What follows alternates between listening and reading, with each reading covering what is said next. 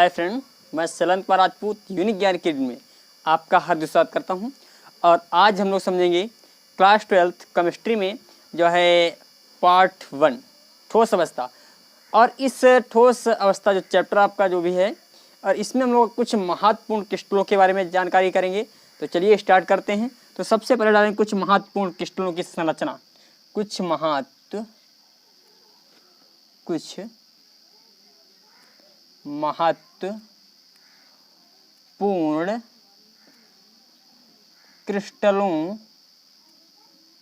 की संरचना देखें। कुछ महत्वपूर्ण क्रिस्टलों की हम लोग संरचना के बारे में चलते हैं। कुछ महत्वपूर्ण क्रिस्टलों की संरचना कैसे समझते हैं, इनको विधिवत रूप से में समझना एक एक करके, और एक एक पॉइंट को विधिवत रूप से समझेंगे। तो देखिए, कुछ महत्वपूर्ण क्रिस्टलों की हमें संरचना समझनी है।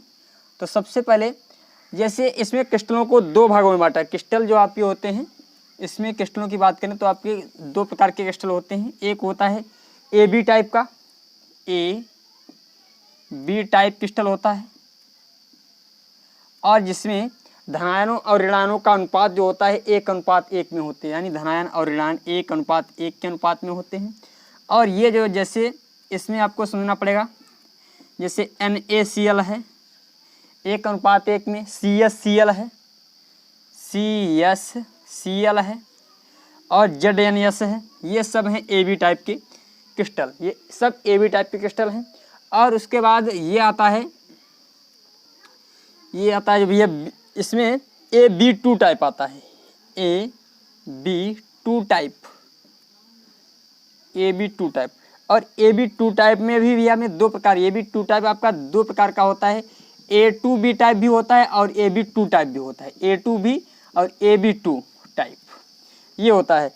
अब जैसे इसमें हम लोग समझते हैं इसमें अनुपात होता है 1:2 और इसमें होता है 2:1। इसमें जो है जो मॉलिक्यूल होते हैं यानी परमाणु होते हैं, उनका अनुपात जो होता है 1:2 और इसमें 2:1 अनुपात होता है। जैसे हम लोग समझना चाहें, इसमें Na2O होता है। जैसे Na के 2 मॉलिक्यूल हैं और ऑक्सीजन का 1 है। इसी प्रकार जैसे मान लेते हैं यहाँ पर CaF2, इसमें कैल्शियम का 1 है और F के 2 हैं। तो इस प्रकार ये AB2 टाइप हो गया और ये A2B टाइप हो गया। ये AB2 टाइप और एक A2B टाइप हुआ। अब हम लोग समझते हैं, सबसे पहले NaCl को समझेंगे, NaCl की संरचना के बारे में।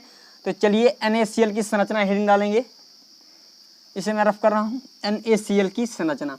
अच्छा, NaCl किस क्रिस्टल जालक का निर्माण करता है मैं आपको बता दूं। NaCl FCC या CCP का निर्माण करता है। NaCl FCC या CCP का निर्माण करता है। NaCl की संरचना, NaCl की संरचना, NaCl की संरचना।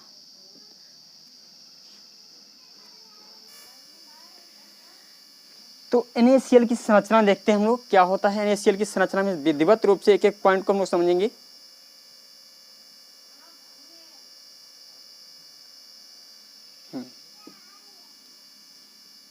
तो NaCl की संरचना में जो Na होता है आपका, जो Na होता है वो अष्टफलकीय रिक्तियों में होता है। मैंने आपको शुरुआत में ही बता दिया था, आयनिक क्रिस्टलों में धनावेश जो धनायन होता है वो रिक्तियों में होता है, यानी वाइड्स में होता है, और ऋणावेश क्या करता है, जालक का निर्माण करता है। इससे पहली वीडियो में मैंने आपको बताया है। यदि आप लोग देखना चाहते हैं तो पहली वीडियो में जाकर देखें विधिवत रूप से। और मैं आपको एक चीज़ बता दूं, यदि आपने शुरुआत से नहीं पढ़ रहे हो तो शुरुआत से प्लेलिस्ट में जाइएगा, और केमिस्ट्री नाम से प्लेलिस्ट बनी है, उसमें शुरुआत से जब आप पढ़ेंगे तभी आपको समझ में आएगा। यदि आप 20 से आए हैं तो बिल्कुल समझ में नहीं आने वाला, ध्यान रखिएगा। एक एक टॉपिक को विधिवत रूप से समझाया मैंने, तो प्रत्येक वीडियो को क्रम से अच्छी तरीके से पढ़िएगा और नोट्स कीजिएगा, तब आपको समझ में आएगा, अदरवाइज आपको समझ में नहीं आने वाला। अब देखिए, यहाँ से NaCl की संरचना समझते हैं। मैंने आपको बताया था Na क्या होता है, Na यानी जो धनायन होता है वो रिक्तियों में होता है, तो और ऋणायन जो होता है वो जालक का निर्माण करता है। तो इसमें NaCl, Na जो होता है अष्टफलकीय रिक्तियों में होता है, अष्टफलकीय रिक्तियों में होता है, अष्टफलकीय रिक्तियों में होता है। और Cl क्या करता है भैया, Cl क्या करता है, Cl हमारा CCP का निर्माण करता है। CCP क्या है तो FCC का निर्माण करता है, CCP का निर्माण करता है, CCP का निर्माण करता है। ये क्या करता है, CCP का निर्माण करता है, ध्यान रखें ये जो है CCP का निर्माण करता है। अब जैसे हम लोग समझना चाहें इसमें Na क्या होता है अष्टफलकीय रिक्तियों में, इसमें लिखना चाहें NaCl की संरचना में या NaCl क्रिस्टल जालक में Na अष्टफलकीय रिक्तियों में उपस्थित होता है तथा क्लोरीन CCP जालक की संरचना करता है, क्लोरीन CCP जालक की संरचना करता है। ठीक है, अब जैसे समझते हैं, मान लिया ये कोई हमारा क्रिस्टल जालक है, इसको ये हमारा क्रिस्टल जालक हो गया,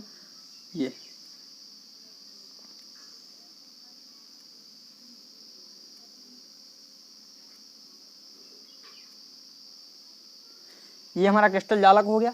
अब मान लेते हैं इसमें जो है हमारा अष्टफलकीय रिक्तियां होती कहाँ हैं, अष्टफलकीय जो रिक्तियां होती हैं भुजाओं के केंद्र पर होती हैं।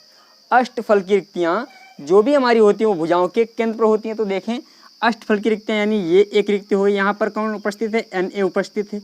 जो रेड कलर से मैंने बनाया है वो सब Na है, Na है, ये सभी क्या है Na, प्रत्येक भुजा के केंद्र पर मैंने बनाया है। ये आपका हो गया Na हो गया, जो डॉटेड ये बिंदु जैसे रखे हैं ये आपका Na है। और अष्टफलकीय रिक्तियां होती कहाँ का, भुजाओं के केंद्र पर होती हैं और एक होती है केंद्र पर, एक केंद्र पर तथा भुजाओं के केंद्र पर, यानी केंद्र पर तथा भुजाओं के केंद्र पर ये अष्टफलकीय रिक्तियां होती हैं। अब देखें यहाँ पर अब CCP का निर्माण हो रहा है। CCP को हम लोग समझते हैं FCC को ही क्या कहते हैं, CCP कहा जाता है। FCC को ही क्या कहा जाता है, CCP कहा जाता है। यदि FCC का निर्माण किया जा रहा है क्लोरीन के द्वारा तो क्लोरीन कहाँ पर उपस्थित होगा, देखिए क्लोरीन तो सबसे पहले FCC की हमने परिभाषा में आपको बताया था कि भैया देखो FCC यदि आप लोग विधिवत रूप से पढ़ना चाहते हैं तो शुरुआत से देखिए आइएगा वीडियो, अदरवाइज आपको समझ में नहीं आने वाला। देखें ये है FCC का निर्माण, मैंने आपको करके दिखाया था, ये आपकी FCC बन रही है। FCC में होता क्या है, इसके चारों आठों कोनों पर परमाणु तो उपस्थित होते ही हैं और आठों कोनों के साथ साथ प्रत्येक फलक पर भी परमाणु उपस्थित होता है। इस प्रकार के क्रिस्टल जालक को क्या कहते हैं, FCC कहते हैं। क्या कहते हैं भैया, FCC कहते हैं। यानी इस प्रकार का क्रिस्टल जालक हमारा क्या कहलाता है, FCC कहलाता है। तो देखिए FCC इसमें प्रत्येक कोने पर भी परमाणु उपस्थित होगा। FCC का निर्माण हो रहा है, प्रत्येक कोने पर उपस्थित है परमाणु हमारा, और इसके अतिरिक्त प्रत्येक फलक पर, एक यहाँ पर आ गया, एक इस फलक पर आ गया, एक इस फलक पर आ गया और एक इस फलक पर आ गया, और एक ऊपर वाली फलक पर है और एक ये नीचे वाली फलक पर है। ठीक है, दो प्रत्येक फलकों पर भी हो गया। तो इसका मतलब ये हुआ, हम यदि निकालना चाहें एक क्यूब आयतन में सोडियम धनायनों की संख्या निकालना चाहते हैं, माना एक क्यूब आयतन में सोडियम धनायनों की संख्या निकालना चाहें, सोडियम धनायनों की संख्या, तो इनके सोडियम धनायनों की संख्या लोग निकालना चाहें तो Z यानी Z का मान हमें निकालना, प्रभावी परमाणु संख्या निकालनी है। तो Z बराबर मान लेते हैं, पहले होता क्या, भुजाओं पर उपस्थित कणों की संख्या, भुजाओं पर उपस्थित कणों की संख्या गुणे योगदान, ठीक है, प्लस भुजाओं पर और प्लस एक केंद्र का होता है, ये होता है।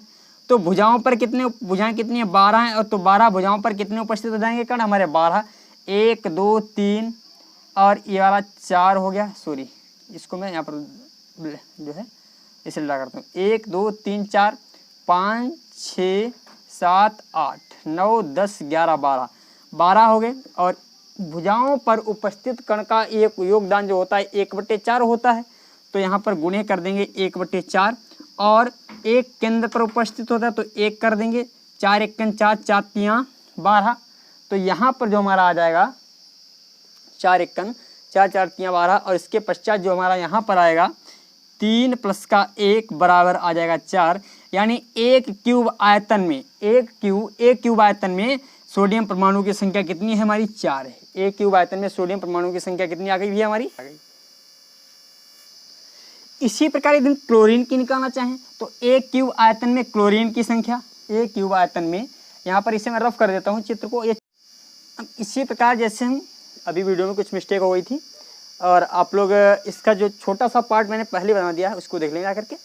अब देखिए इधर यहाँ पर हमें क्लोरीन निकालना है, क्लोरीन की एक क्यूब आयतन में क्लोरीन की संख्या, तो यहाँ पर लिखेंगे एक क्यूब आयतन में क्लोरीन की संख्या, क्लोरीन की संख्या। तो क्लोरीन की संख्या भी हम लोग इस प्रकार निकालेंगे, यानी कोणों पर उपस्थित परमाणुओं का योगदान होता है 1/8 और उपस्थित कितने 1 2 3 4 5 6 7 8, यानी 8 उपस्थित हैं, प्लस फलकों पर उपस्थित तो जो कणों का योगदान होता है 1/2 होता है और उपस्थित कितने हैं 6। तो देखिए 8 एकन 8, 1 आ जाएगा, 2 3 6, तो 1 प्लस का 3 बराबर आ जाएगा 4, यानी एक क्यूब आयतन में क्लोरीन की संख्या हो जाएगी 4। एक क्यूब आयतन में जो क्लोरीन की परमाणु की संख्या कितनी हो जाएगी 4। तो इसका मतलब यहाँ पर भी ये भी 4 है और ये भी 4 है, तो हम ये कह सकते हैं एक क्यूब आयतन में टोटल NaCl की संख्या होगी 4।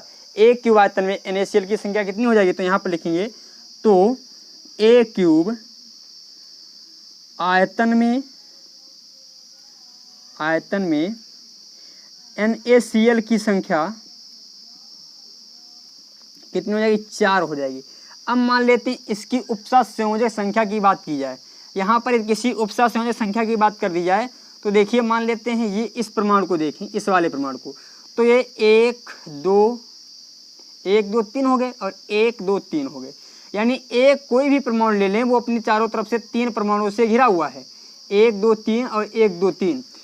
चाहे आप इसको ले लीजिएगा तो देखिए ये 1 2 3 हो गए, इसी प्रकार ये वाला 1 हो जाएगा, एक ये वाला हो गया, और देखिए 1 2 हो गए, ये 1 ये हो गया। तो ये 3 परमाणु से क्या है घिरा हुआ है। अब इनको आप ड्रा नहीं करें, इनको नहीं समझ लिखेंगे। यदि इसको देखें तो ये भी आपका इधर के 3 हो गए और ये इधर के 3 हो गए, ठीक है।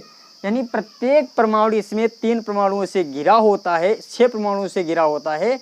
तो हम ये कह सकते हैं इसकी उपसा संयोजक संख्या जो होगी Na और Cl दोनों की उपसा संयोजक संख्या 6 होती है। तो यहाँ पर लिखेंगे इस प्रकार के या इस क्रिस्टल जालक में, इसे मैं रफ करता हूँ थोड़ा, इस क्रिस्टल जालक में Na तथा Cl की उपसा संयोजक संख्या 6 होती है। इस क्रिस्टल में या इस प्रकार के क्रिस्टल जालक में Na तथा Cl की उपसा संयोजक संख्या 6 होती है, 6 होती है। या उपसा संयोजक संख्या कितनी हो जाती है 6। उपसा संयोजक संख्या,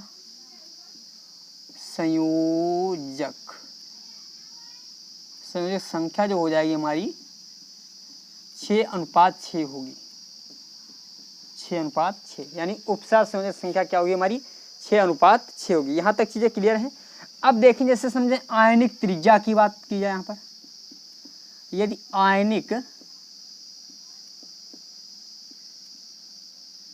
त्रिज्या, यदि यहाँ पर आयनिक त्रिज्या की बात की जाए तो देखिए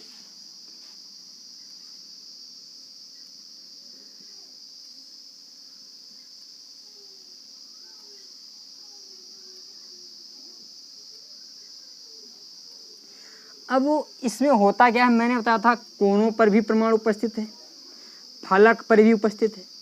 तो इसको यदि हम देखें यहाँ से, या मान लेते हैं इसको भुजा के केंद्र पर भी उपस्थित है और यहाँ पर भी उपस्थित है।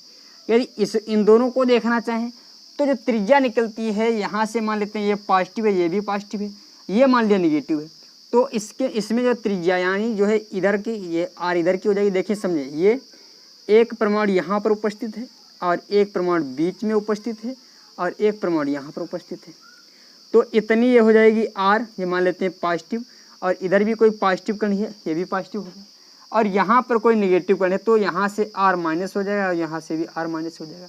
ये दोनों क्या हुए हमारे आर माइनस के हुए।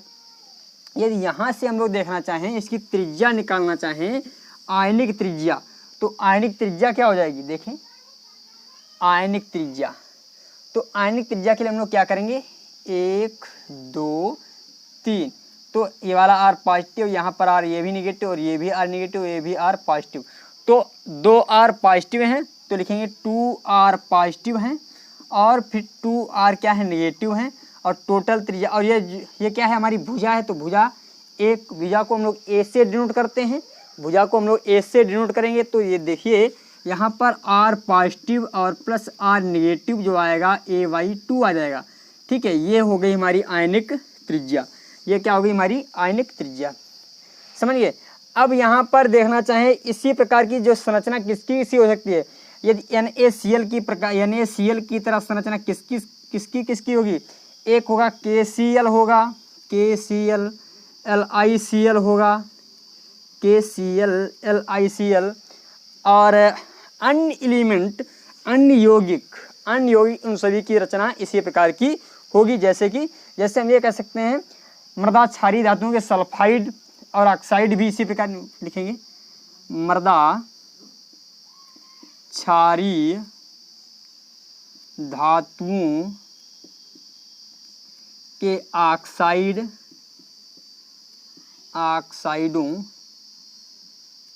तथा सल्फाइडों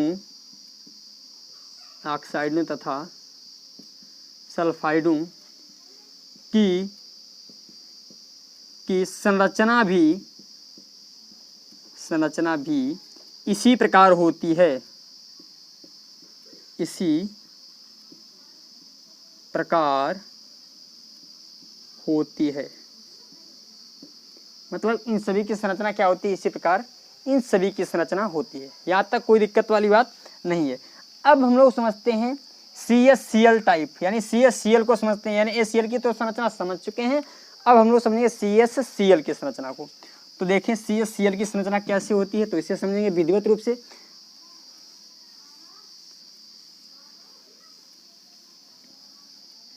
CSCl की संरचना, CSCl की संरचना। अब CSCl की संरचना में होता क्या है, CS आपका होता है पॉजिटिव, CS क्या होता है पॉजिटिव होता है और Cl होता है नेगेटिव।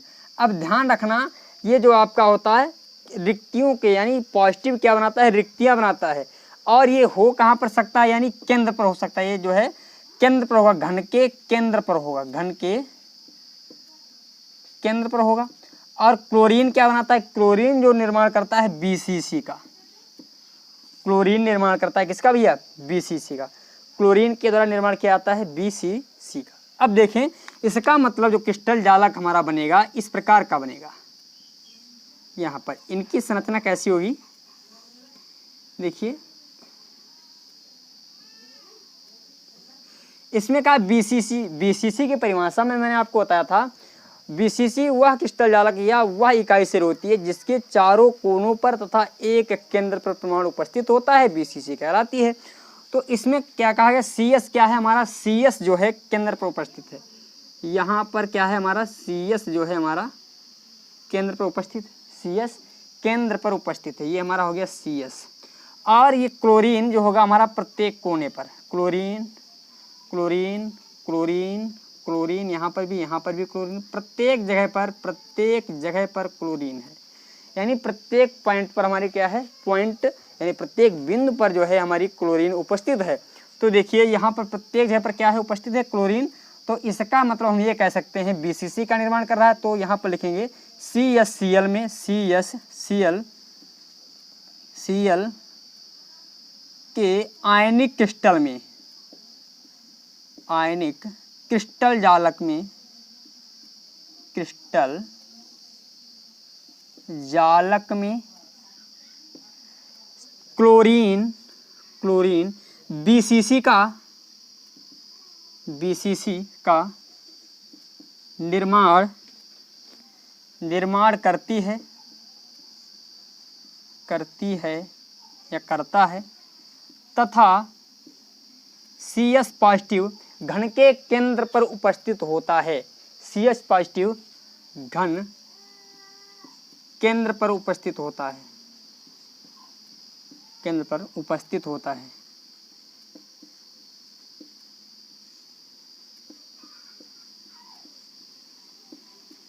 कहाँ पर उपस्थित होता है, घन के केंद्र पर उपस्थित होता है। यहाँ तक कोई दिक्कत वाली बात नहीं। अब देखें, जैसे हम समझें क्लोरीन, अब ए क्यूब, इसकी भुजा मान लेते हैं ए है और इसका आयतन, तो हम ए क्यूब आयतन में सबसे पहले क्लोरीन की संख्या निकालते हैं। तो डालेंगे ए क्यूब आयतन में क्लोरीन की संख्या, ए क्यूब आयतन में क्लोरीन की संख्या निकालते हैं। तो यहाँ पर लिखेंगे ए क्यूब आयतन में, ए क्यूब आयतन में क्लोरीन की संख्या।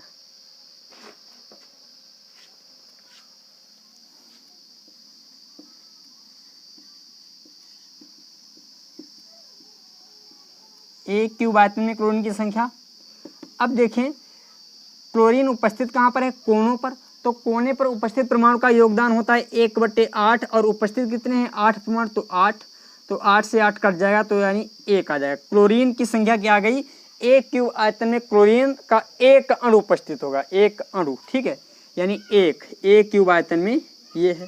इसी प्रकार यदि मैं सोडियम, इसको निकालता हूँ सीजियम, CS, ए क्यूब आयतन, ए क्यूब आयतन में CS पॉजिटिव की संख्या निकालना चाहें तो इसकी संख्या क्या है, अब केंद्र पर उपस्थित परमाणु का योगदान होता है यानी 100%, यानी 1 और 1 उपस्थित कितना है 1, तो 1 बराबर 1, यानी इसका भी योगदान कितना आ गया 1।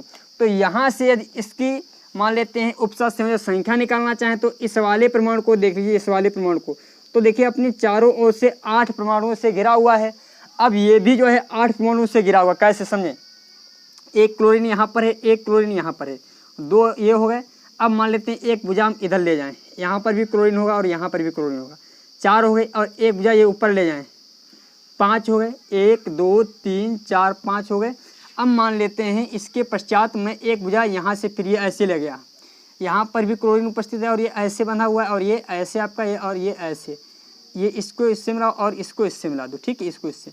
अब देखो यहाँ पर ये वाला क्लोरीन, यहाँ पर ये क्लोरीन हो गया और यहाँ पर भी क्लोरीन हो गया और यहाँ पर भी क्लोरीन हो गया और यहाँ पर तो क्लोरीन है ही। तो देखने में क्या आ रहा है, यहाँ से समझो 1 2 3 4 5 6 और ये वाला 7 और एक यहाँ पर हो जाएगा 8। आप संरचना को विधिवत रूप से समझेंगे तभी आपको समझ में आएगा। इसको मैं थोड़ा अच्छी तरीके से बनाता हूँ विधिवत रूप से, कैसे 8 होगी, इसकी उपसर्ग संख्या 8 होगी तो कैसे होगी, इसे समझ लें। पहले चित्र से विधिवत रूप से एक एक करके समझें।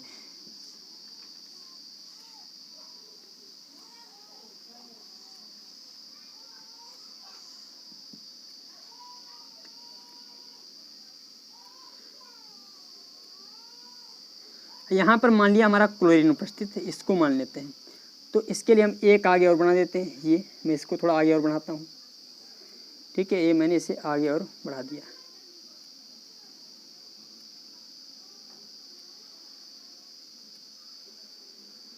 ठीक है, इसको मैंने आगे बढ़ा दिया। अब इसी प्रकार इसके एक ऊपर बना देता हूँ, एक मैंने ऊपर ये बना दिया, इसको आराम से ऐसे मिला दो, इसको ऐसे मिला दो और इन दोनों को प्रेम से ऐसे मिला दो, ठीक है। अब ये क्लोरीन हमारा यहाँ पर उपस्थित है। अब थोड़ा समझो, क्लोरीन हमारा यहाँ पर भी, तो इस कोने पर भी उपस्थित होगा, इस कोने पर भी क्लोरीन उपस्थित होगा, इस कोने पर भी क्लोरीन उपस्थित होगा।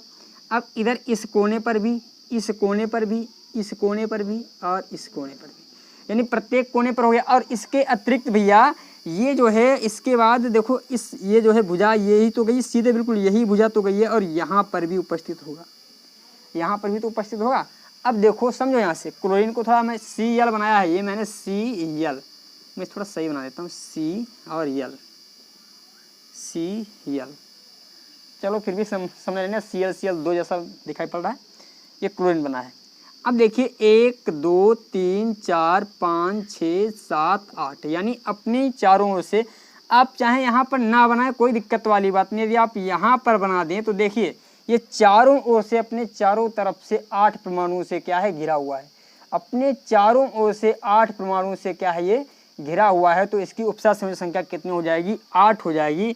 और यहाँ पर मैंने CS को बताया था, CS जो आपका होता है केंद्र पर, तो केंद्र का कोई भी कण जो उपस्थित है उसकी उपसर्ग संख्या मान लेते हैं यहाँ पर उपस्थित। तो देखिए एक यहाँ ये वाला गिरेगा, इससे भी गिरा, इससे भी गिरा, इससे भी गिरा, इससे भी गिरा, यानी प्रत्येक चारों तरफ से घिरा हुआ है, तो इसकी उपसतह संयोजक संख्या कितनी हो जाएगी? 8 हो जाएगी। तो यहाँ पर लिखेंगे क्लोरीन की उपसतह संयोजक संख्या, उपसतह संयोजक संख्या,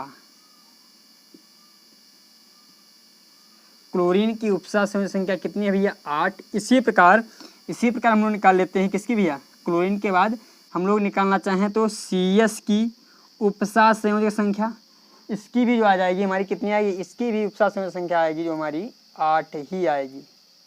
इसकी भी उपसतह संयोजक संख्या 8 आ जाएगी। यानी जो इनका जो उपसतह संयोजक अनुपात होगा, उपसतह संयोजक संख्याओं का अनुपात होगा 8:8 होगा। ठीक है, यानी उपसतह संयोजक संख्याओं का जो अनुपात होगा इनका भी होगा 8:8। ठीक है, यहाँ तक चीज़ें क्लियर हैं, कोई दिक्कत वाली बात यहाँ तक नहीं है। अब देखें थोड़ा आगे समझते हैं। इसी प्रकार अच्छा इनकी आयनिक त्रिज्या को निकालना चाहें तो आयनिक त्रिज्या को विधिवत रूप से थोड़ा समझें, क्योंकि आयनिक त्रिज्या थोड़ी डीपली हम लोग समझते हैं इसको, क्योंकि इसे डीपली समझना बहुत ज़रूरी है। डीपली नहीं समझेंगे तो समझ में नहीं आएगा। तो डालेंगे आयनिक त्रिज्या हेडिंग।